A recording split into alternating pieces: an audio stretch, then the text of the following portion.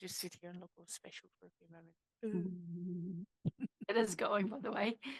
Honestly, I swear that when they pick those thumbnails, it's got a stupid face AI where it Yeah, yeah, scans the whole video and it finds you at the most dumbest face and yeah. I know.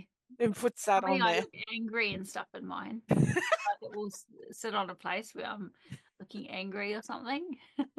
It's so funny. Now, mine are always the fattiest fats Yeah, where I've done something like that. It's like, oh, come yeah, on. Like, yeah, yeah, you yeah, yeah. know, do I possibly? And then, like, one lady said to me, like, they work it out to like 11 seconds or something like that. And I'm like, so you're saying at exactly 11 seconds in every single one of my videos, I'm doing a stupid face? I've got my Doberman out. Like, what? No way. Yeah, Like, yeah, even statistically, I should have just hit one lucky, you yeah. know? So, Have, yeah. oh God, my God, have you? Do you do the you can go onto Snapchat and do all of those filters?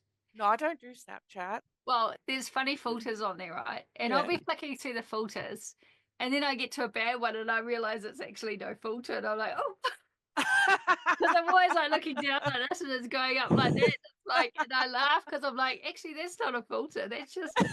That's just me. There's been many times that's happened, and I'm like, whoa, that's That's scary gold. with the filter. That's good. So, good morning, beautiful people. Today, Justine and I are going to be talking about working with doctors and when to send your client back to the doctor, Yeah, when it comes to hypnosis stuff. So, but before we get into that, mm, normal or nah? mm, is it normal or not to expect money if your family wins the lottery? That's an interesting one because haven't we talked about that? I think we've talked about it, but not in a normal or nice situation. I listened to this guy once, Mm. and it was there's this fella on TikTok and stuff, and he's really good, and he gives people money advice, right? Mm. And he's very well known, obviously, just a money person, and he talks about how to, get rid of debt really quickly in a year and all this.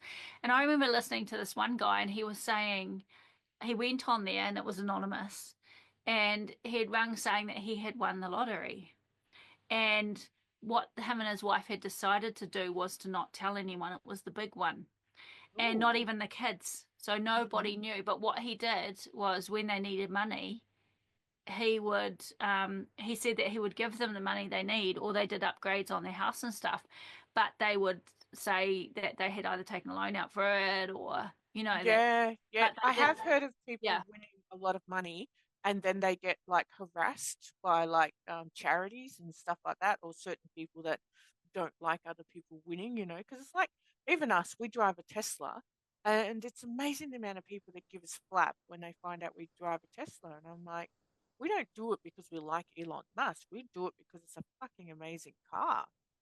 We liked it. It ticked all the boxes. It's fantastic. And they're like, oh, but you're supporting. And I'm like, so no, it's because I well, like it. It's no different doesn't to matter you anyway. buying jelly beans and me not. Like, it's because Yeah, you like it, you yeah. know? Well, in our So, family, if a Tesla drives past, you get whacked because, like, it used to be yellow car, but there's so many oh, fucking yellow cars, so there, it had to be mean. a car that there's not many of them. Well, that's So why we called them punch buggies back in the day. yeah, yeah. So we do. So we have the yellow Swift, which is a hit, and now we have the Tesla because there's not that many of them around. So when we see a Tesla, we can whack the other person. In The other Australia, day, I here in started. Ballarat, you'd see one in every probably 50 cars. So there's heaps of Oh them. yeah, there's none here.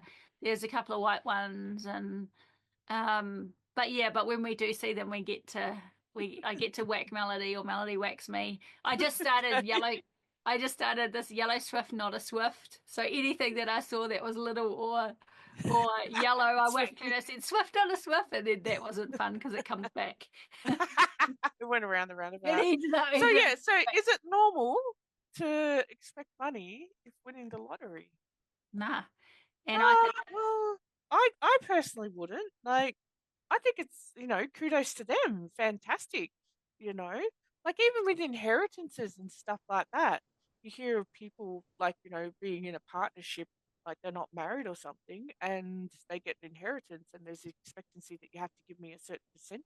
I'm like, well, I'm going to ask the universe no. bring a lot winning lotto ticket to our family, and then I'll answer that question if I get money. Don't you 'Cause have I to don't buy buy lotto, the but my ticket brother does. first? Eh?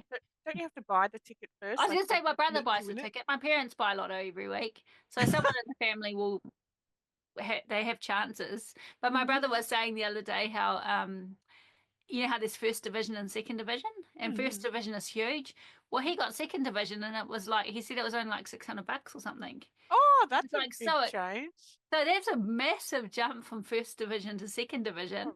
It reckon. sounds like, oh my God, I won second division, but yeah, nah. Oh, God, that's like ordering something off Wish that you wish you'd gotten off eBay. So yeah, I don't think it's normal. I can understand why people would think it's normal, but for me personally, no. Like at the end of the day, if you want a gift, that's fine, but I'm not going to ask. Yeah, yeah, Simple as yeah. that.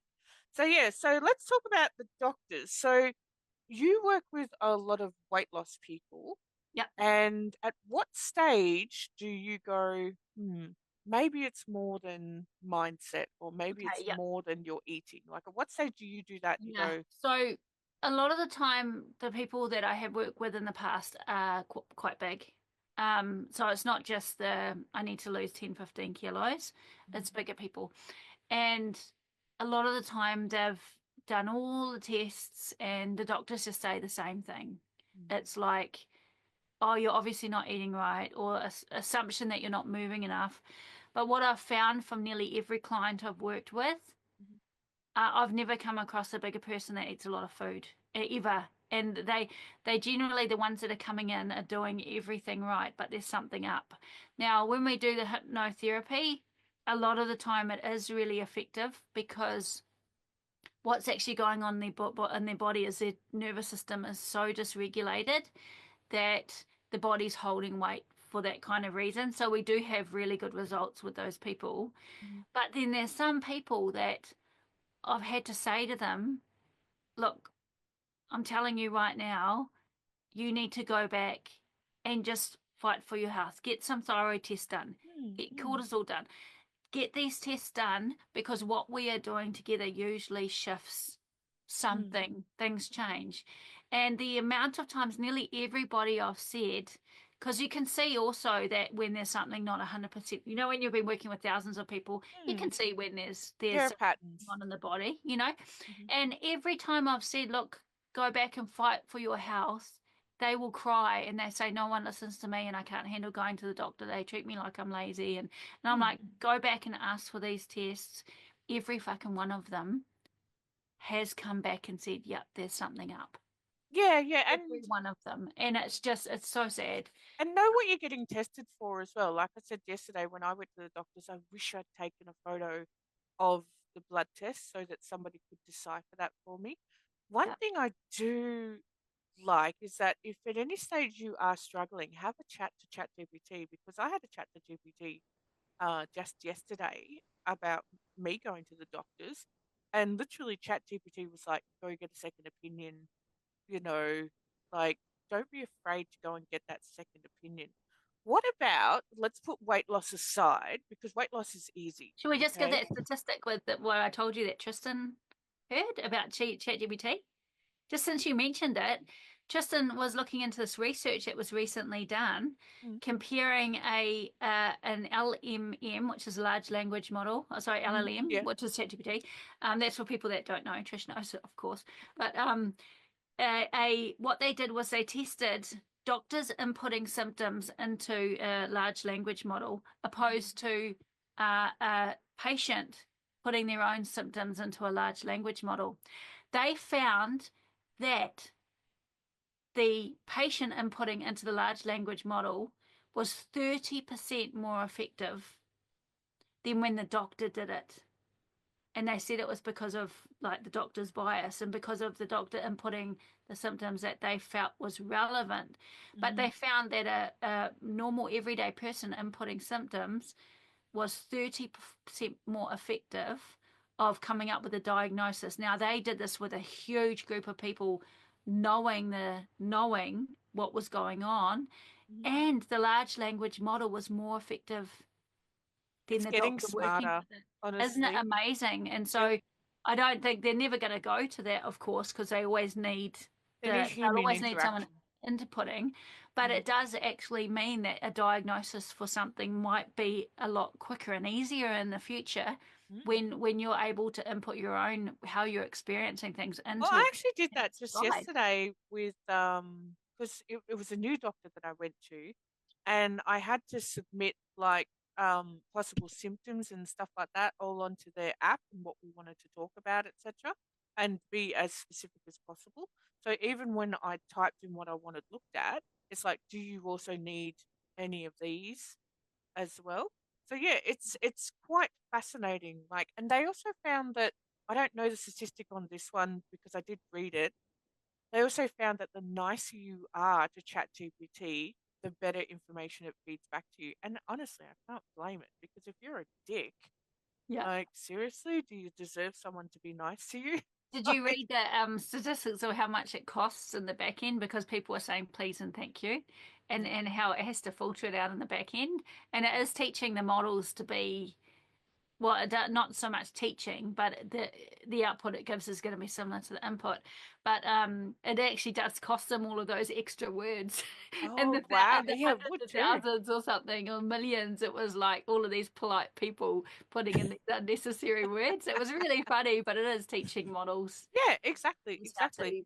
to So yeah, so respond so to kind them. of segueing away from that, I particularly had this instance where once you see thousands and thousands of clients, there are certain people that you see patterns in.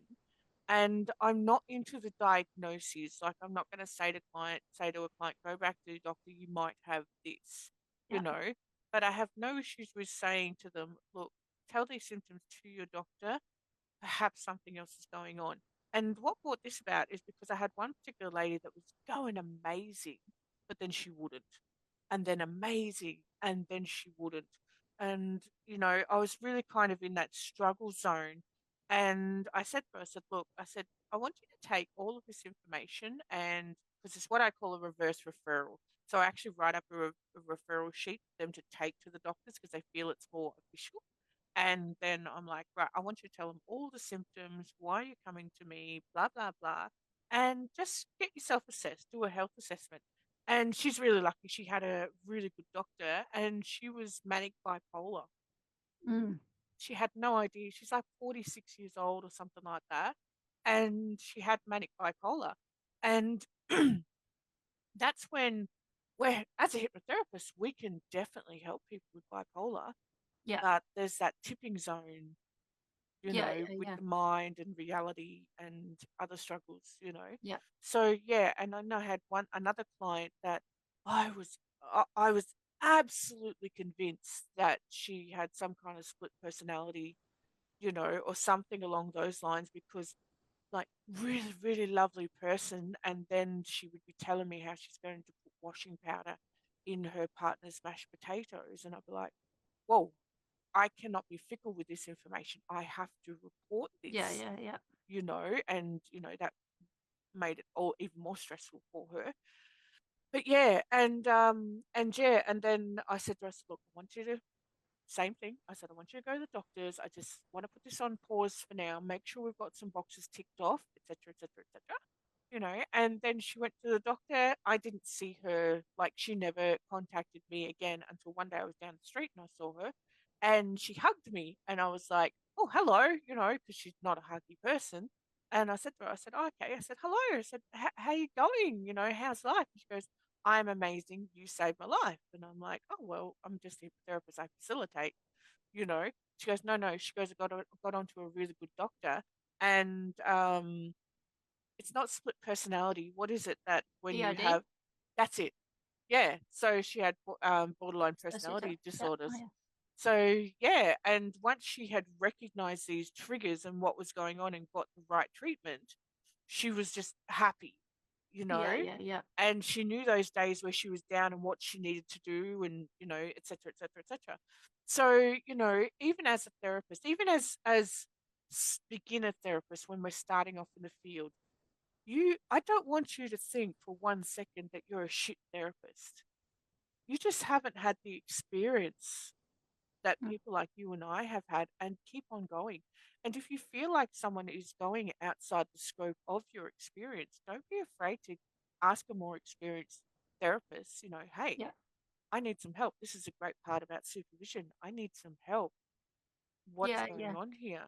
You know? Yeah. I think going back to doctors, doctors have such a small amount of time to spend with someone. Oh, and they've got And so that much person red tape brings to in, go yeah, through. that person brings in, hey, I've got these symptoms. And when someone's coming in every month bringing in different symptoms, it's quite easy for doctors to say, well, this is psychosomatic, go see a hypnotherapist or someone. Mm, But we see those people, an hour and a half a week for weeks. And so we get to really notice things that maybe mm, won't be noticed in that kind of environment where someone's stressed or where mm. they just want to get in and talk. We get to So pick up on it's cues really as important well. to watch. Yeah, it's really important to refer back, Yeah, it's like even if they say they've done it. I Mm. had one client that was going fantastic, and then one day she as she walked past the window, because my clinic was behind a window, she was on the phone and she was going nuts at her husband.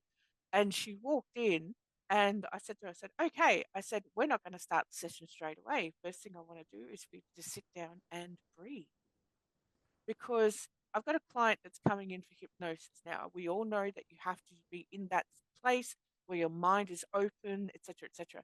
Her mind was closed. The reason being is because she's obviously just had this conversation that I know nothing about with her husband that was very, very edgy based on her tone and the words she was saying. Now she's expected to sit in a chair, close her eyes, and imagine good stuff. That's it needs time out. So you may have these other things that happen before or even after the hypnosis session that unhinge it as Mm. well. Yeah, I've yeah, got yeah. no issues whatsoever of saying to my client, right, now that we've finished this session, I want you to spend 30 minutes just sitting in your car processing what's just happened in the session, because those like 2 hours after the hypnosis are so crucial, Mm. especially when it comes to people who have a stronghold on us. Yeah, yeah, yeah, yeah, yeah. Yeah. And so I remember her coming in and I recognized this was a closed mind, because it's no different to her going, right, I'm going to relax now. Got to remember to get bread, got to remember to get bread, got to remember to get bread. Oh, I'm imagining a forest, am I? That's right. Just remember to get bread at the end of this session. Yeah, yeah, yeah, That's yeah. that's a closed mind, Yeah, yeah, yeah, yeah, yeah. you know. It's, So recognizing that only comes with experience, mm, and getting to know your client as well. I think also when it comes to doctors, like we were talking yesterday, there are these biases. There are certain doctors that are like, no, we don't work with hypnosis, or we don't work with this, or we don't work with that. I get that because, it's personal opinion, it's preference, whatever you've been trained. But I think there are some doctors that are just so overworked and so tired because they've been pushed to get the KPIs yeah. that, because, let's admit it, at the end of the day, a patient cured is business lost, right? Mm. So it's a business.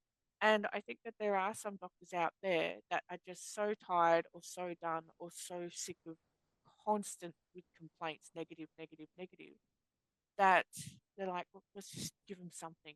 Rather than, a process of deduction, it's just, here's some pills. John and I were talking just yesterday, and he said that before he met me, he was depressed. And he went to the doctors, and the doctors flat out said, look, here's some medication. And he was like, no, no, I actually want to see someone and talk myself through this and see if I can get some help before I go to the medication. And he then had to find a second opinion because they were adamant, not just take the pills, Yeah, yeah, yeah, yeah. you know? I looked at there's some research the other day about the pills Mm, around the placebo effect and how they believe that a lot of the antidepressants work because what somebody needs is hope. And mm, when someone has hope that, oh, I've got this thing that's going to work, that it changes the brain enough, the feeling of hope in this thing, that it can subside symptoms and mm. change. But then, of course, hope fades when they start going Pressures. back into a slump and then they need more medication. And so Mm, they were looking into the research on what the feeling of hope does in the brain seeing if it's resembling the antidepressants that a lot of people are getting given that have the initial, oh, this is really working, and then the fuck, it's not working. Mm. But what And that haven't can be focused is massive the highs brain. and massive Yeah. lows. Like humans are fascinating when it comes to placebo, non-placebo, placebo, non-placebo, placebo, and mixtures of. Because they've done heaps of studies where they've said to somebody, look, this is a placebo, and they're not giving them the placebo Yeah, and yeah, changing it up to giving it to them. And it's like, yeah. what? It's interesting because they gave people the pill, and then they gave people a placebo and told them it was a placebo, Hmm. and then they gave people a placebo. Yeah. Yep. And Yep. the And they still people get. that knew that it was a placebo, but they were also educated on what a placebo does, Mhm. had better effects than people that had the placebo not knowing, and the people that had the pill knowing that it actually Yeah. works.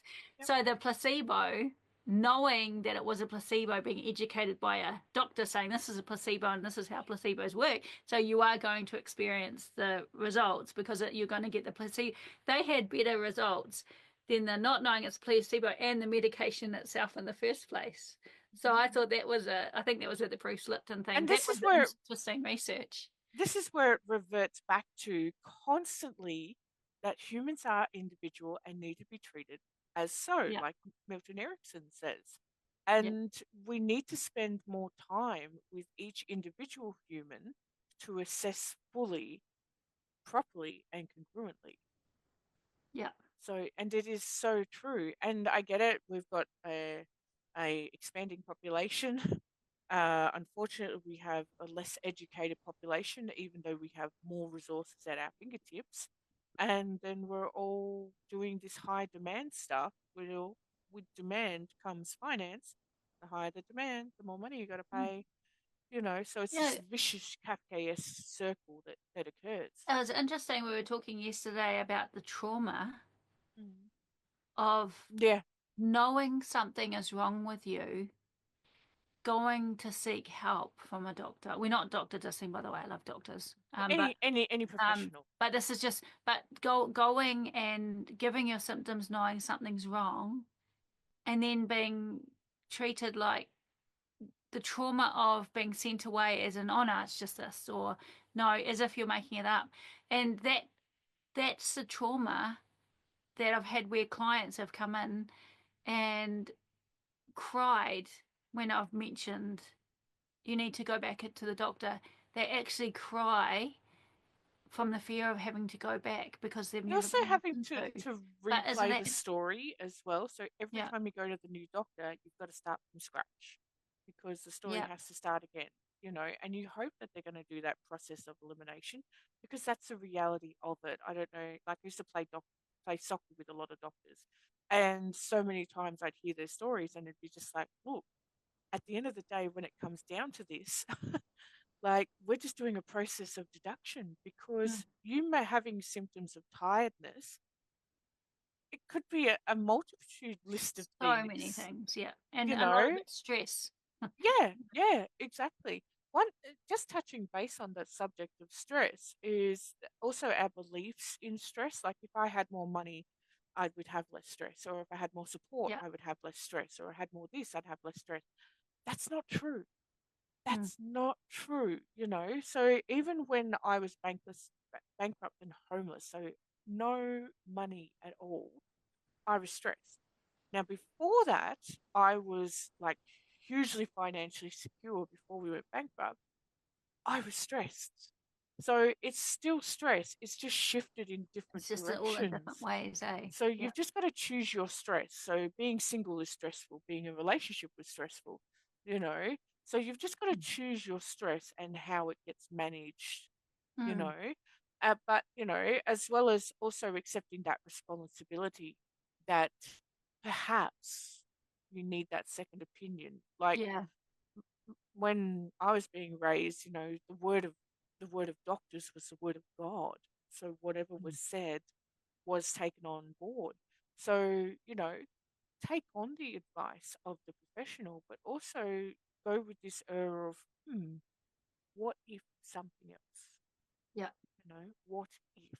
And don't be scared as a hypnotherapist to just say, hey, look, I'd really like you to either go back to your doctor, say Mm, we've done this work together, mhm, but we really feel this needs to be investigated more, mm. or go to another one. And don't be scared as a therapist to say to the client, look, this might not be anything, but I'd like you to just go and get another Just get it checkout assessed. just for now. And I think for our own well-being, so that we don't lie at night thinking, oh, I wonder if there is something up with that client, Mm, or mm, I wonder this, or do you know what I mean? And it's to be able to just say, do you know what? I've done it with pain people where they've been told the pain is psychosomatic. They've come with me.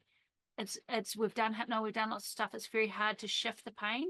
And I always know when we can't shift it in chance, turn it off, turn it on, that's mm. the sign for me that, hey, it actually needs checked. And once again, every time I've sent someone back saying, look, get another scan, push for a test, I don't think this is in here. I think there is something actually There's going on. something else. Every Yep. freaking time they found something. And it's And because we don't do that often. It's not like we say to every client, go back. It's once in no, a blue no. moon, and But there's a we reason. also need to we also need to address the elephant in the room that is the question that's on people's minds is, do we lose clients when this happens? Yeah, Yes. Okay. I have done reverse referrals and lost the client because the doctor was like, no, hypnosis is rubbish. Okay. So we do have to address that. Yes, it does happen. It is an uncontrollable variable, but at the end of the day, if that client got what they needed, then there's nothing more than you can do, you know. yeah, yeah, And yeah, we are getting luckier these days, you know, there is more education about hypnosis, especially in Australia, where we're working towards it being categorized and networked properly. So, you know, we do have more open-minded sense towards it nowadays. But yeah, like we do sometimes lose the client because of the doctors, you know, saying, look, you know, hypnosis is yeah, rubbish. yeah, yeah. I'm lucky I haven't experienced that. Yeah, Um, probably about 3 or 4 times for me. yeah, yeah, But that's yeah. over a period of like, 15 years I've been doing this now. I think So, doctors are very happy to have problem clients taken off their hands because they've got an unlimited supply of patients, and the annoying ones that keep on coming back, they're quite happy to have a break for a little while as they go oh and yeah, see yeah, us. Yep. yeah, yeah, yeah. So yeah, so that's our small little input towards working with doctors, and make sure that you as a therapist you're comfortable with going, hey, perhaps there's something wrong, and do that reverse referral system. That's what I do, where I'm like, hey, it's just a referral sheet. You don't actually need them because it's unlicensed and Yep. unregulated.